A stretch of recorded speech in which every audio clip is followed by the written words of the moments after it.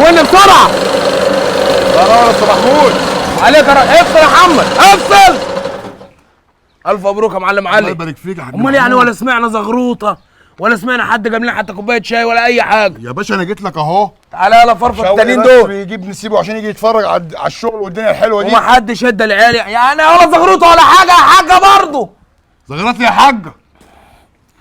هنظبط الدنيا بس اهم حاجه. العريس فين؟ العريس اهو. ادي العريس جالنا اهو. ابوك ده؟ ابو عروسه. ابو العروسه. هديك برضه هروق عليك. ايه ده يا علي؟ ايه يابا؟ ايه ده يا علي؟ ايه يا حبيبي؟ هي دي المراتب يا علي؟ مراتب؟ انت كمان جاي تقول له المراتب؟ ايه ده؟ ايه يا عم الحاج؟ ايه يا عم الحاج؟ هو انت جاي تتريق علينا؟ ما احنا بننجد. ماشي يا عم بس خليك على جنب. ايه ده؟ ده المرتبه ب 200 جنيه يا ناس. وعايزين يا مراتب. علي تصغرني قدام نسيب يا علي؟ انت العريس؟ ايوه انا العريس. امال انت عايز مراتب منين ان شاء الله؟ عايز مراسل من السوسن. من السوسه. مراتب. يبقى انت ما بتفهمش حاجه ونسيبك ما بيفهمش حاجه لان انت اكتر واحد عارف ان المراتب دي بتستحمل الكبس. تستحمل؟ ده انا ضهري اتقطم منها اللي بتستحمل. تستحمل ايه؟ والله انتوا نسايب مع بعض شورة خير. يا عم الحاج ده انا بدفع لي مرتبه 200 جنيه يا عم الحاج. لو ان قطن يا ابني تعالى شغل. ده انا صارف دم قلبي. يعني الجوازه دي. لا انا الكلام ده ما ينفعنيش. من الاخر يا عم الحاج انت شكلك جاي توقف حالي. مش جاي في حالك. خش يا عم ثواني الحاج. يا عم تشغل. شغل يالا. شغال؟ انتوا بتهزروا يا عم ولا ايه؟ شغل يا ابني شغل يا ابني عشان توكل على الله. استنى وقف يا ابني. شايف الشغل؟ شايف حته القطن عامله زي حته البغبغاء ازاي؟ الله اكبر. اللهم صل على النبي. انا الكلام ده ما يلزمنيش.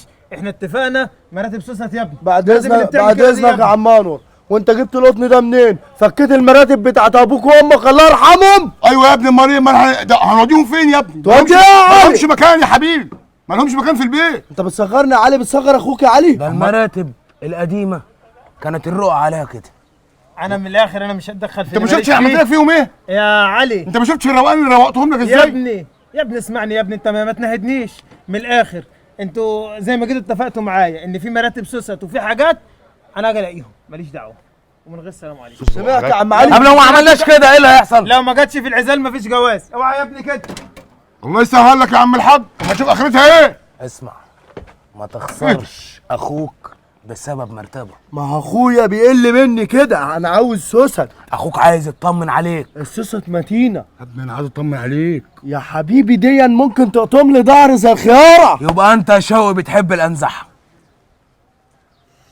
ويا اخوك يا المرتبه. لا لا انزحها. بعد اذنك يا عم علي. استنى يا عم محمود انت رايح فين؟ انا هظبطهم واسيبهم في منظري يا عم محمود وهو يجيب اللي هو عايزه براحته.